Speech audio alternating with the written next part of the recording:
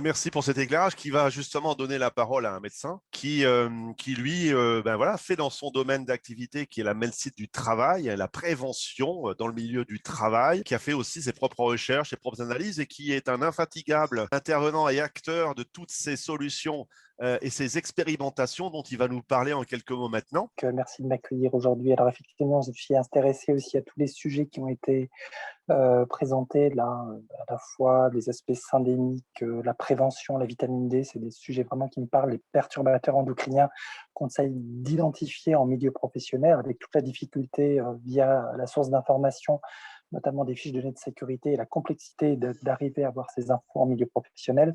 Là, j'ai choisi de vous présenter avec un partage d'écran, vous donner quelques billes dans le domaine de la transmission pour donner un éclairage sur les données vraiment récentes et sur l'identification finalement de la participation de chaque voie de transmission. Et notamment, ce qui me pose un réel problème, c'est que depuis très longtemps, le message porté grand public, c'est finalement cette transmission aérosol qui justifie le port du masque partout, tout le temps, qui est très anxiogène. Les aérosols, c'est quelque chose qu'on ne voit pas, mais quelle est la réalité par rapport à d'autres modes de transmission et de contamination. Notamment, on va aborder le postillon avec une petite définition au niveau de la taille, les aspects de menu portage et puis les autres voies qui sont, de mon point de vue, largement négligées. Alors, comme j'ai affaire à des experts en particules, pour certains d'entre vous, je vais vous faire un peu de particules, mais là, on n'est plus sur du particule solide, on est sur de la particule qui est de la particule émise liquide salivaire, avec quelques données de publications scientifiques qui montrent un petit peu quel est l'aspect de profil granulométrique de ce qu'on est susceptible d'émettre lorsqu'on est un individu comme vous et moi, asymptomatique, potentiellement porteur du virus, sans symptômes. Et ben vous voyez que le profil granulométrique montre finalement que l'émission est centrée autour de 0,75 micron et que globalement, au-dessus de 2 microns, on n'émet vraiment pas grand-chose. Donc, il faut garder en tête, émission particulière, on est sur des microparticules du submicronique en dessous de 1 micron. Alors, outre cet aspect d'émission et de taille, il y a également le débit, quelle est la capacité d'émettre par seconde. Donc là, on a des publications qui montrent des émissions qui sont très variables, qui vont de 1 à 14 particules par seconde en moyenne, mais avec des extrêmes qui vont jusqu'à 100 particules par seconde. Donc, vous voyez qu'on est dans le domaine du biologique et que là, d'une personne à l'autre, on a des émissions très, très différentes et on parle de super spreaders, des super émetteurs. On peut imaginer effectivement qu'on n'est pas tous égaux par rapport à l'émission particulière. Alors, avec ces éléments, on arrive à avoir une petite idée du risque et on a créé un petit simulateur qu'on a mis en ligne, que vous pourrez tester, où on prend toutes les données publiées, donc celles que je vous ai présentées, à savoir finalement cette émission particulière aux alentours de 0,75-1, mais également vous avez ici la ligne de l'émission qu'on peut faire varier. C'est un tableau, tout simplement un tableau Excel, hein, où vous pouvez aller jouer et changer les données. Et enfin, un élément très important qui est finalement la concentration de virus dans la salive, qui peut aller de, en moyenne, 3,3, 10 puissance 6 et monter à 10 puissance 8, voire 10 puissance 10 virions par millilitre. Alors, avec des calculs mathématiques, c'est pas compliqué, hein, un millilitre, c'est une sphère d'environ 1,2 cm, une petite règle de 3, et vous arrivez à identifier le nombre de virions que vous avez dans une particule de 0,75. Vous travaillez avec le débit par seconde et vous arrivez à projeter le nombre de particules émises environ par heure. Vous mettez dans une pièce simulée de 2,50 m, 3,75 m sur 4 mètres, c'est-à-dire 45 mètres cubes, un récepteur. Vous injectez les informations qui concernent le volume inhalé et vous arrivez à voir un petit peu quels sont les facteurs de risque. Alors, quand on est dans des hypothèses médianes, on se rend compte que ce risque est complètement improbable puisque vous voyez que par heure, on est sur des 0,0003 virions inhalés sur 2 personnes qui partagent la même pièce de 45 mètres cubes. Quand vous montez effectivement en concentration, on est sur des choses possibles, mais vraiment, il faut être dans des configurations, dans des pièces extrêmement réduites, sans renouvellement d'air, avec des gens qui ont des niveaux de concentration de virus dans la salive extrêmement importants, ce qui est quasi improbable. Par contre, quand on est sur un malade qui tousse, c'est tout à fait autre chose. Et puis, ce qui est très intéressant, c'est qu'à partir du moment où on prend la big droplet, c'est-à-dire le postillon, c'est l'événement potentiel qui arrive quand on mange, quand on salive et qu'on parle. Là, on est sur des tailles de 500 à 1000 microns, c'est-à-dire un demi-millimètre à 1 millimètre. Et vous voyez que là, on monte entre 1700 virions sur du one-shot à 172 787 virions sur du one-shot. Donc, vous imaginez être à 5 cm d'un malade en face de vous, ou plutôt même d'un asymptomatique en face de vous, qui vous envoie un postillon dans le verre ou l'assiette. Je pense que c'est une voie intéressante à évaluer et à considérer. Et le risque manuporté dans tout ça, eh bien, il y a quand même des données qui sont très intéressantes, et notamment, on est quand même sur un virus avec une biopersistance tout à fait inédite. Sur la main, on est sur un virus 5 fois plus persistant que la grippe, et certaines publications ont montré une persistance jusqu'à 96 heures à 22 degrés sur de la peau. On retrouve également ce virus sur plein de surfaces, et notamment en milieu hospitalier.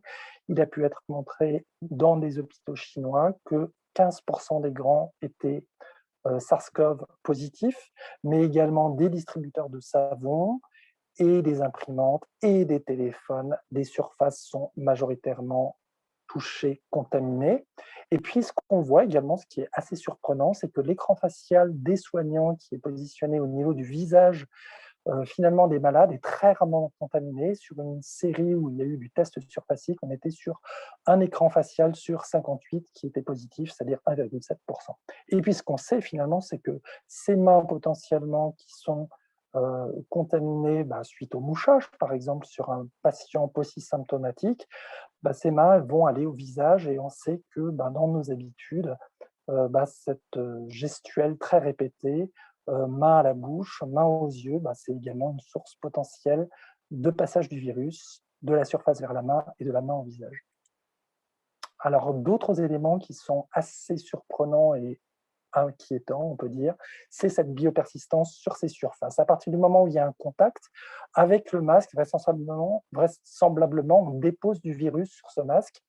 Et il y a une étude qui a été publiée avant la Covid, qui a été réalisée sur un hôpital où une centaine de masques ont été analysés, 148, et on a pu voir que la partie externe du masque avait été contaminée dans 10% des cas sur des virus de type respiratoire. Donc vous voyez que ce n'est pas neutre, jusqu'à 14% pour des masques portés de manière prolongée.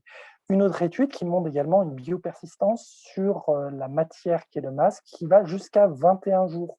Donc tout ça, ce sont des données publiées que vous avez là en pied de présentation. Un élément qui est également tout à fait inédit, c'est la biopersistance sur certains aliments, donc deux publications, une publication sur un virus tout à fait proche du SARS-CoV-2 qui a été positionné sur des pommes, des tomates, des concombres, des laitues, et vous voyez 16 à 72 heures. On peut imaginer que dans une grande surface, des clients qui en ont plein les mains et qui commencent à toucher le concombre pour le reposer, qui est ce même légume acheté par un autre client, puissent poser question. Sur le saumon, le poulet et le bœuf, on a des biopersistances, cette fois sur du SARS-CoV-2 à température 4 degrés, qui est de 21 jours. Les Chinois actuellement n'ont plus de soucis de Covid. Par contre, font du screening massif sur tous les imports. Il faut savoir que fin novembre, on avait 800 000 analyses d'imports d'aliments qui étaient bloqués pour certains dans des containers avec quasiment 100 importateurs qui étaient blacklistés. Donc les Chinois ont bien identifié cette possibilité de contamination par le biais des aliments et potentiellement par la voie orodigestive. C'est des choses dont on entend peu parler.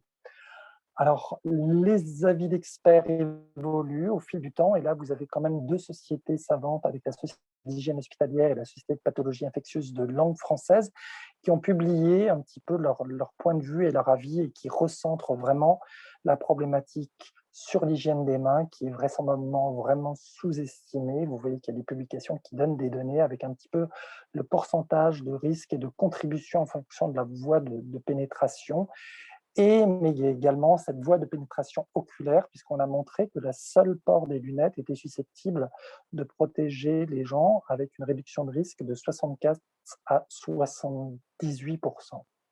Donc voilà des données récentes. Et enfin, Le repas qui actuellement est mis en évidence par les études épidémiologiques, que ça soit Comtor qui a été piloté par l'Institut Pasteur et l'INSERM, qui montre des surrisques avec ce moment critique qu'est le repas, ou alors l'étude du CDC qui est plus ancienne, mais également l'étude des soignants qui montre que le surrisque pour les soignants est bien sur le repas pris au restaurant à l'extérieur, bien plus important que le risque directement au contact des patients Covid.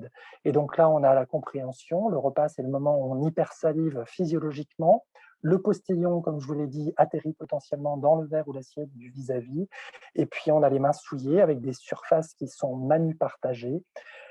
L'évolution des recommandations, on les a là récemment avec des recommandations qui évoluent au fil du temps, qui descendent du ministère du Travail vers les entreprises, avec les focus sur les interdistances, les options de paroisse de séparation sur des gens qui seraient en vis-à-vis, mais également le focus sur l'hygiène des mains, le gel hydroalcoolique avant de pénétrer sur l'espace de restauration, les objets qui doivent être évités d'être partagés, les salières, les poivrières, les carafes d'eau. Voilà, on voit maintenant apparaître cette importance petit à petit.